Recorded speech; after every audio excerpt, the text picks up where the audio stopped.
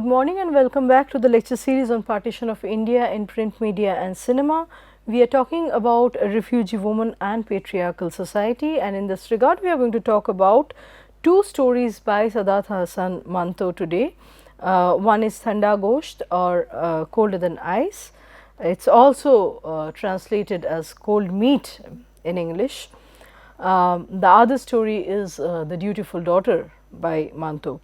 So, in these stories we see the nuanced human characters being sketched and being limned so successfully and with such profound details by Manto.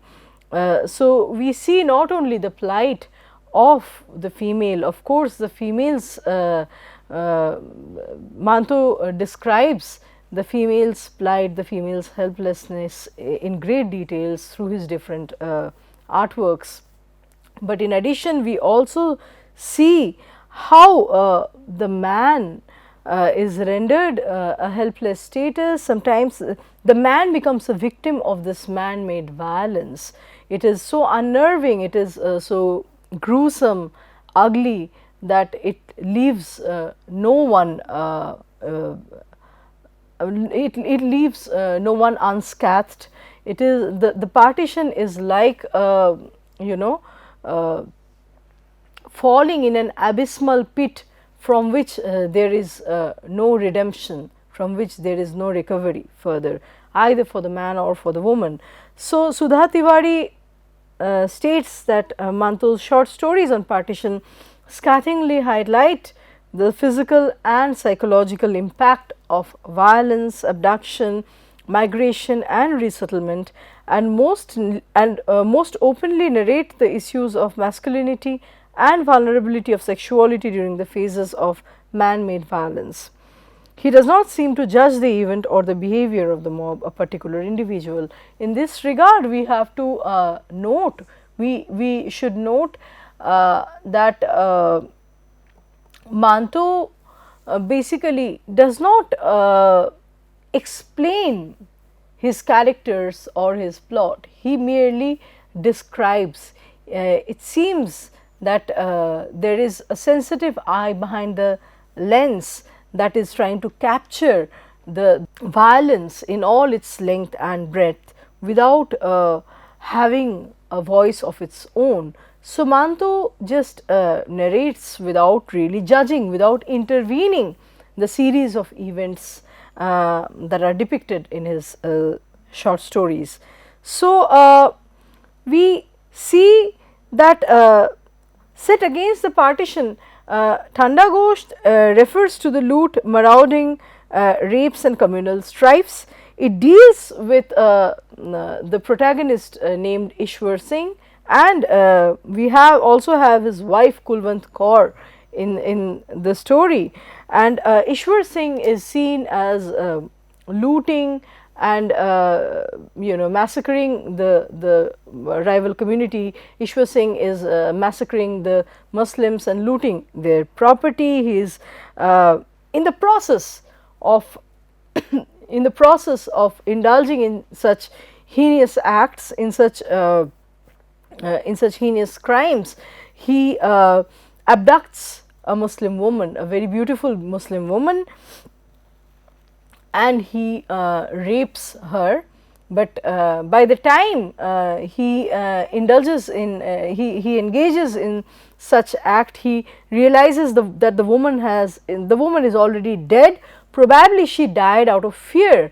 She abducted her, took her away to a lonely place. He took her away to a lonely place where he wanted to rape her, and then he realizes that she was already dead. So, the story goes like this. By the time Ishwar Singh is about when Ishwar Singh indulges in sexual relationship with this woman, he realizes that she is already dead. She perhaps died out of fear, and then later when he comes back home, the entire incident has unnerved him, has disturbed him and unsettled him in such a way that he fails to make love with his wife Kulwant Kaur. So, this situation actually, this entire story gives us pictures of two different kinds of women. One that has been victimized, the helpless woman, the woman that died. And then we also get the picture of Kulwant Kaur, who is an agent in her own right and who ultimately kills her husband with his own kirpan. So, we have pictures of two types of women, so one that is a victim, the other that is an agent, the perpetrator's wife herself, right. So, we also see how crime unmans or unmakes a man after a necrophilic act, having a conjugal relationship with a corpse, a dead body actually.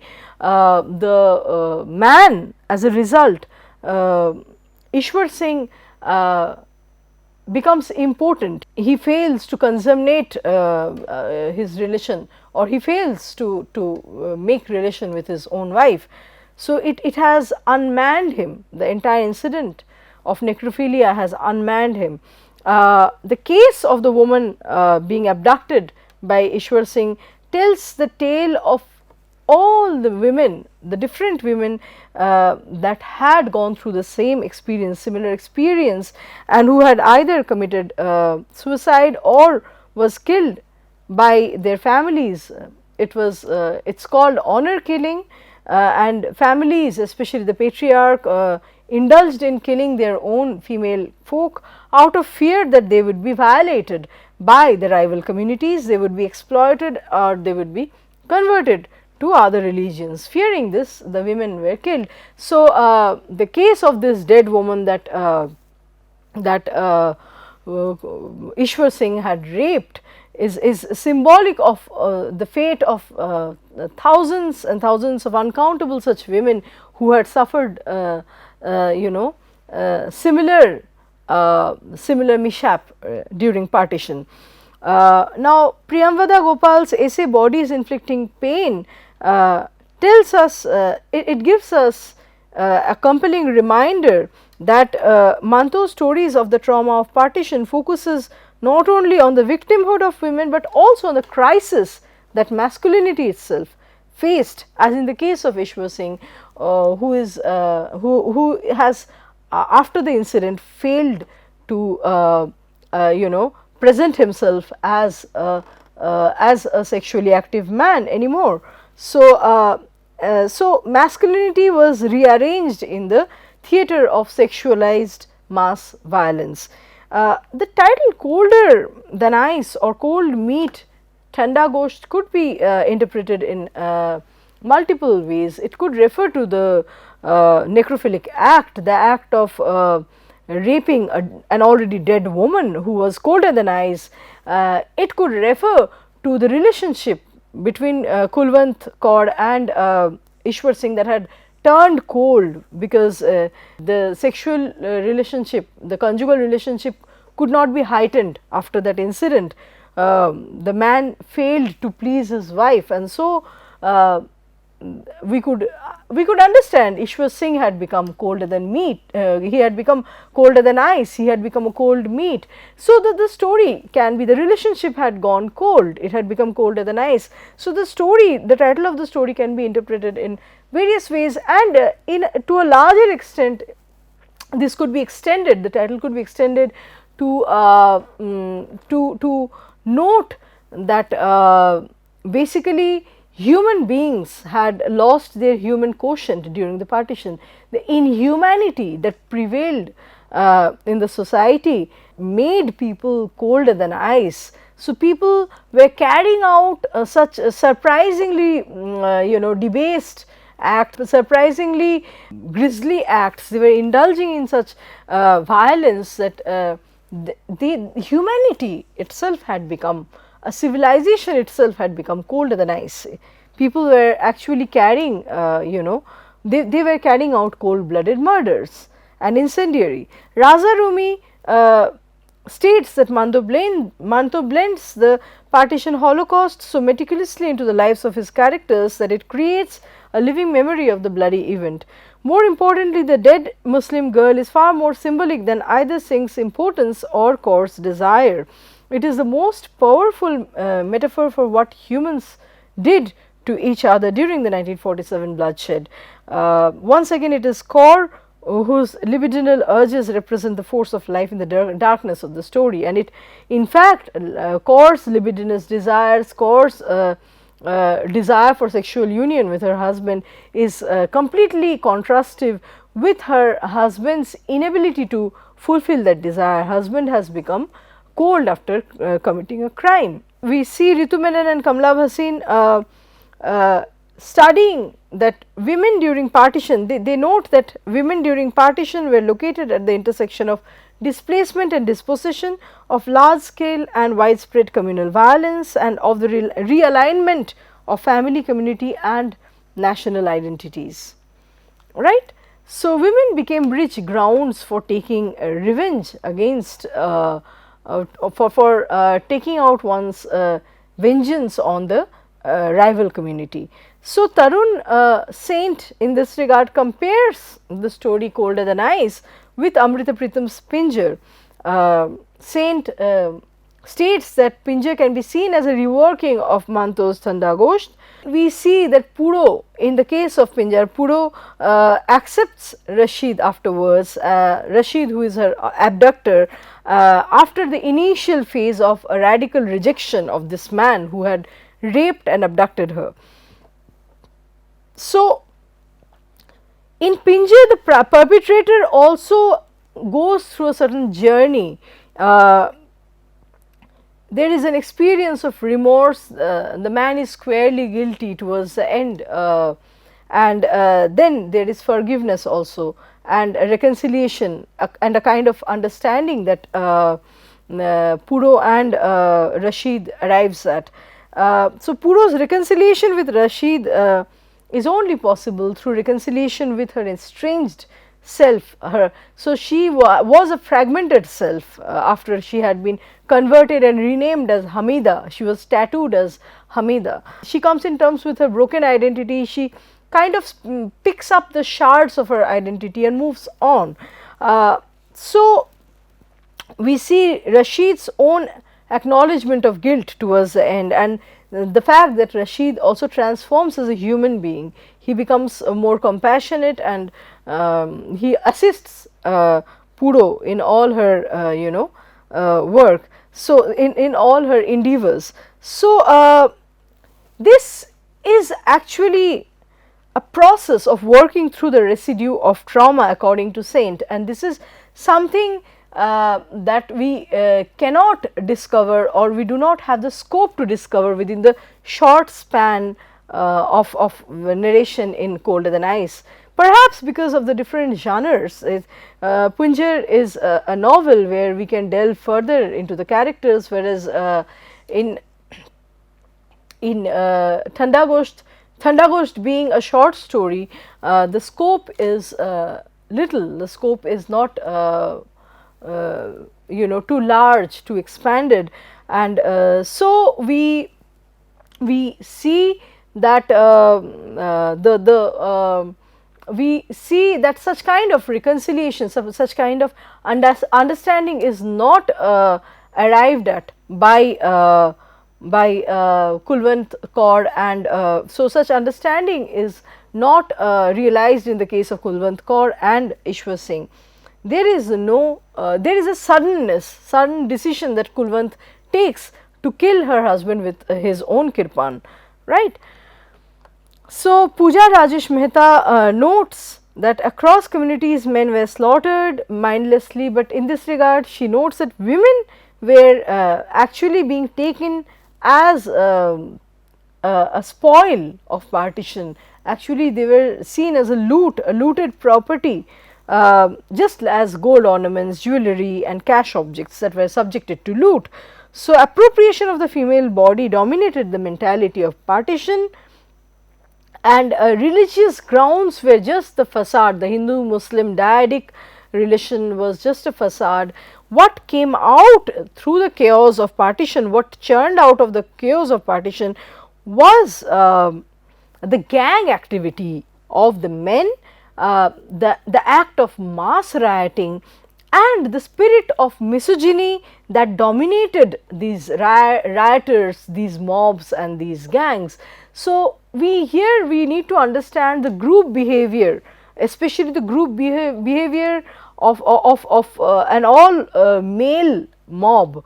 So we need to understand the all male mob behavior, where a less violent man may be provoked to behave in a certain way, to carry out a misogynist act, which is otherwise in normal times unthinkable for him. So, just being part of a group, a lot of men would take advantage of the chaotic situation, and the crimes such as murder and rape would be treated as, something playful, something casually done, for the sake of a group fun. So, hatred and expression of hatred through serious crimes like murder and rape had become a joke, had become a commonplace act, and a lot of less violent, less hyper masculine or less aggressive men would also follow these codes of behavior as dictated by the mob or the group, because they were just merely because they were part of the group, and so they were part of the fun basically. So Urvashi Butalia tells us that in addition to thousands on both sides of the newly formed border, so in addition thousands on both sides of the newly formed borders were abducted, raped, forced to convert, forced into marriage, forced back into what the two states defined as their proper homes. They were torn apart from their families once to protect them from being converted. So perhaps an equivalent number killed themselves, or they were goaded to kill themselves. There are accounts of innumerable rapes, of women being stripped naked and paraded down streets of their breasts being cut off, their bodies being carved with the religious symbols of the other community. So we have already talked about these atrocities being meted out, and the woman's body becoming a rich site that records the communal violence, the communal hatred, the tattooing of the woman's body, the amputating of women's body parts, private parts. Mehta would state that the juxtaposition of Ishwar Singh's two women, Kulwant Kaur and the dead girl that Ishwar Singh rapes, this juxtaposition, this contrastive projection unsettles the way in which woman, as a subaltern figure, as a marginal figure, wields her agency. So we have only seen, Manto is actually successful in showing the range of possibilities that can be attached to woman and womanhood at the time of partition. So if there is one case of a woman being a victim, there is another where a woman stands up against her husband's wrong deed and in fact chooses to kill him. So Kulwant Kaur is revenging on her husband for his adultery as well as for the crime that he has committed on an innocent young girl, and so this very symbolic act of killing Ishwar Singh with the same kirpan he had used for murdering Muslims earlier is very significant. It is actually using the kirpan to kill Ishwar Singh is symbolic of hitting him with the same masculinity which he had abused earlier, which he had misused earlier. And so Kulwant does not kill him with any other weapon but with his own kirpan. So when Kulwant killing her husband with the same kirpan that he had earlier used for massacring Muslims the same kirpan, which is a symbol of masculinity, is very significant. It points to how she is, neutralizing Ishwar Singh's masculinity using his own weapon. So, when Kulwant unsheaths her husband's kirpan and plunges it into his neck, Ishwar Singh cries out, Kulwant, Kulwant, with this kirpan I have killed 6 men, with this kirpan with which you, and then he dies basically. Ishwar Singh's voice falters and his inability to complete his sentence signifies the unthinkable nature of his wife's agency. So, this is where we see the figure of a strong woman. The task of retrieving women's agency is possible through recovering the strong, outspoken, powerful women's voices that can form a part of the struggle for liberation, the struggle that revisits what has been meted out to women during partition.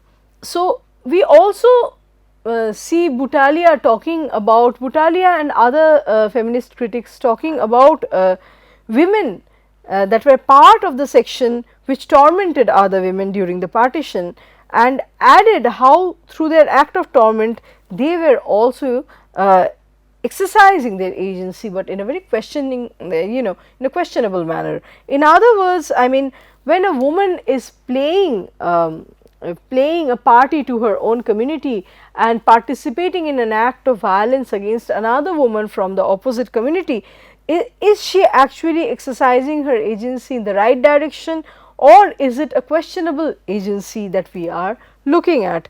So, when a woman aligns with her community and the extremist stance of her community to oppress other women, and thereby reinstate the patriarchal assumptions or the patriarchal values,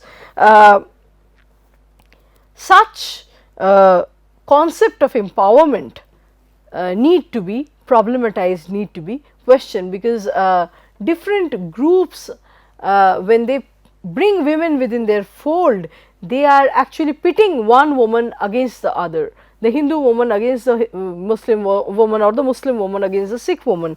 Does a woman even belong to such factions, such political factions, such let us say value systems, such world view, where I mean patriarchal ideas are actually celebrated, undermining even the rights of the woman that take part in such a faction. We need to, so such Butalia questions the very concept of such kind of empowerment. So, agency and activism do not always go hand in hand. When a woman is activist and working from within a faction which is which endorses masculinist values, one can never be sure if such a woman is indeed powerful and an agent. So, Pooja Rajesh Mehta, the story as Kulwant Kaur's voice and actions being juxtaposed to the lack of agency of the girl that Ishwar Singh kidnaps and rapes. This juxtaposition of two female characters provokes the reader to challenge the modes of female representation in partition fiction. So, the death of the unnamed Muslim girl counters the passionate act of violence committed by Kulwant Kaur. So, the young girl's death, we see that at the beginning of the story, the young girl literally dies. Maybe she was already dead, or she died out of fear when she was abducted and carried away by Ishwar Singh.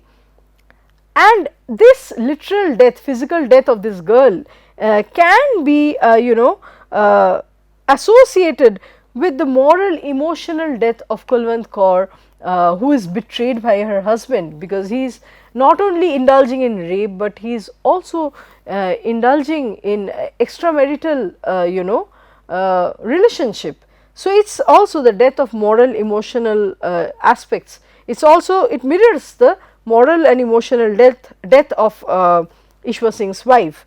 So, her body being the dead girl's body being a passive object of loot, soundless body, epitomizes the appropriation of women's bodies as objects of sexual pleasure.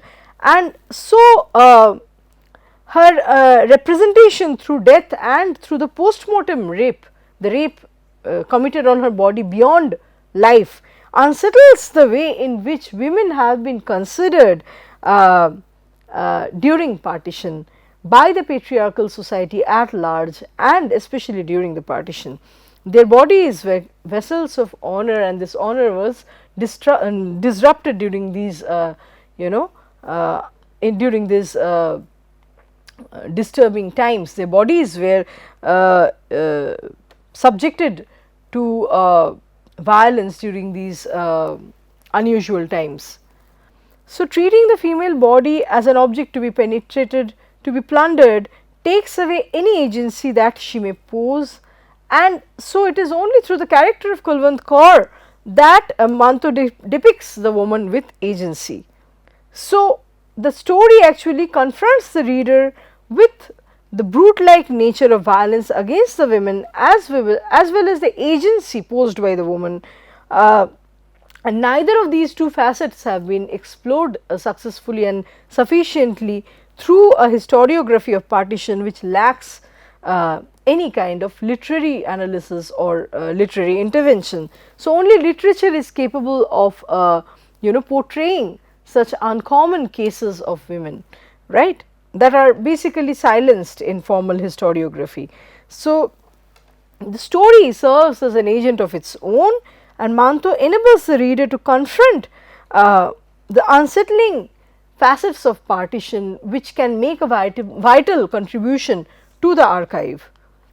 Now, moving on to the next story, The Dutiful Daughter.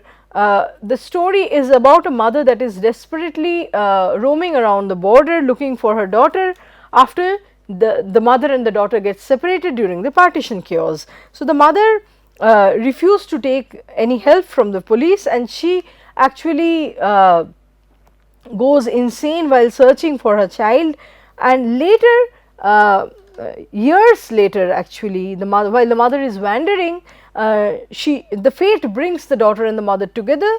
In fact, the daughter's husband is able to identify her mother while crossing the road and tells his wife that he saw her mother, but ironically the daughter refuses to recognize the mother, right. She hides away, and mother actually falls dead. That is the story. So, Pooja Rajesh Mehta says that restoring women and children to their families is a question, is a topic that amused Manto. He was extremely skeptical about this idea of rehabilitation, efforts to rehabilitate women that had been raped and taken away, and Manto would say that this is a farce, because the same men that had allowed these incidents of rapes to happen were later taking initiatives to bring the women back. So, the entire process was found as farcical by Manto. Manto questions the simple legislation of the Abducted Persons Recovery Bill passed in 1949 in three important ways. So, he says that there are, this is it's not a simple task to repatriate, bring back a woman within the original fold to which she belonged. The difficulties pertain to the reaction of the woman, the rehabilitated woman herself. Then the child, in many cases a child was born out of rape. What happens to the future of such a child? Would the child be taken back? We have we have discussed Ramapada Chaudhary's story Angapali, where the woman comes back with the child, as well as we have discussed Jaibo. We have discussed Jaibo, a story by Narendranath Mitra. Or in all these stories we see that the women struggle with the child born with rape and the acceptance of these children. And then most importantly, Manto questions the term abducted woman. He says that the term itself is a failure. So, a lot of women actually did not want to return to their parents lest they be rejected or treated like untouchables. They committed suicide on their journey back to home, back to their families. Some of them suffered from post traumatic stress disorders. They would take to substance abuse, and sometimes they would even accept their abductors than go back to their original homes, to their natal homes. So, Anis Kidwai also adds, I mean, Anis Kidwai agrees with this problem. Now, a different problem arose. The majority of the girls did not want to go back. The dilemma for their families was a different one. So, some of the women were now soiled. They had lived with, married, born children to the men of the other community. They had therefore diluted the purity of the community. How could they now be taken back? And what was to be done with the visible results of their impurity, their sexuality, their children? So, this is something Anis Kidwai observes. So, resettlement of displaced people that followed 1947 was linked with national reconstruction.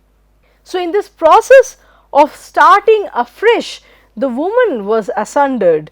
On the one hand, she had to be brought back, within, she had to be restored to normalcy, and yet this would be only possible in many cases when the mother and the so called illegitimate child were separated. So, the child was sent back to the abductor, whereas the mother was taken back to the fold of the original family. They belong to two different nations.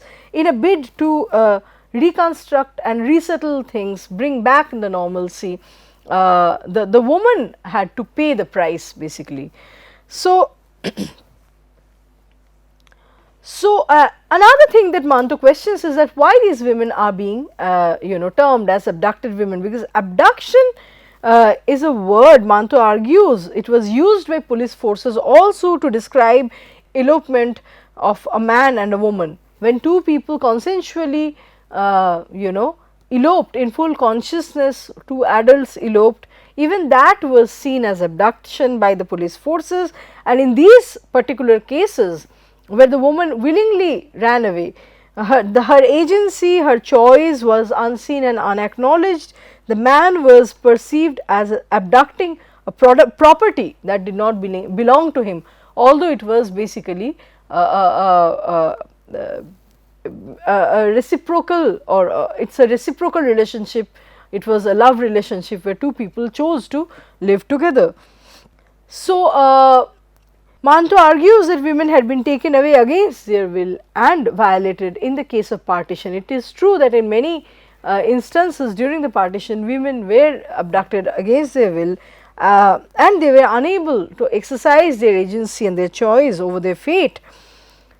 However, it is very equivocating and very confusing when the act of elopement and the act of abduction are treated as one and the same, and they are in a way conflated. So, one does not know the will of the woman in such cases.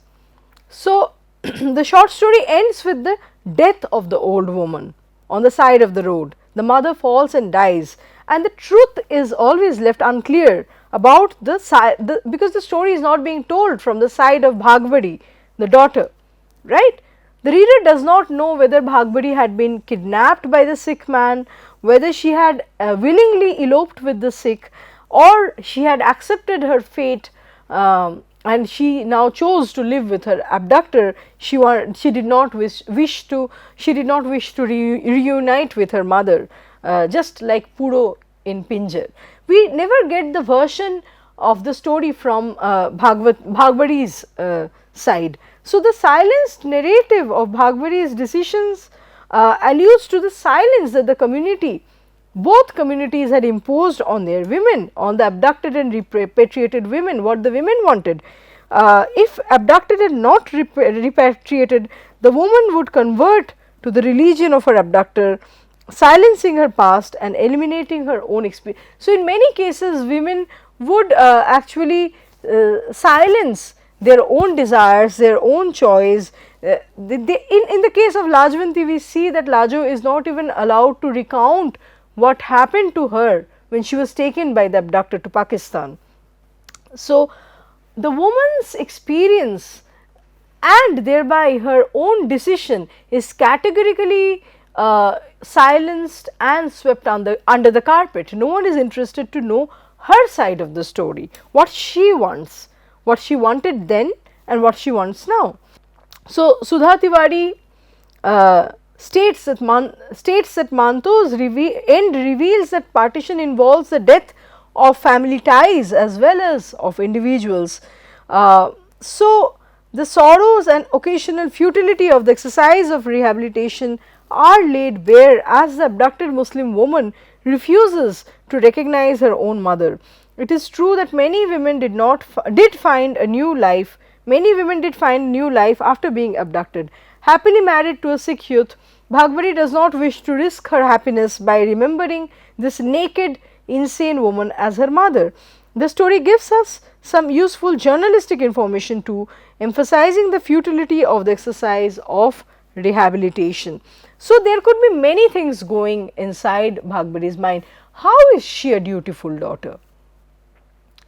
The mother could be seen as a symbol of all her past relations. With the mother falling dead, it is all her past relations that fall dead, and a lot of women cannot reconcile with their past anymore. They have to be for many abducted women, they had to be happy and settled with their current conditions. They had to come to some kind of agreement with their abductor. So, maybe the daughter Bhagbari is being dutiful through ignoring the past aspect of her identity, her relationship with her mother, because she cannot identify herself, she cannot associate herself with that aspect anymore. She has become a different Bhagbari altogether. So, in this regard, we have the possible explanation that you know another possible explanation of the ending is that Bhagbari's mother might not accept her current reality, the fact that now she has been converted to a Sikh. Although the mother was desperately and insanely searching for the daughter, the mother might be prepared, the mother might be preparing herself to greet the same old daughter which she had lost. In the meantime, a lot of time has elapsed and circumstances have changed.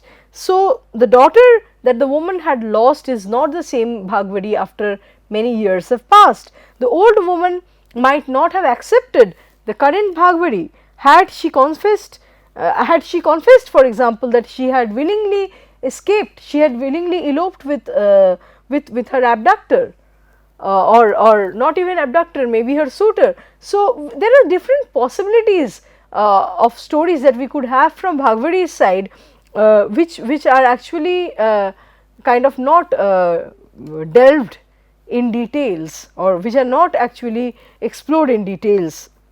So, Bhagbari's ambiguous past is not revealed to the reader.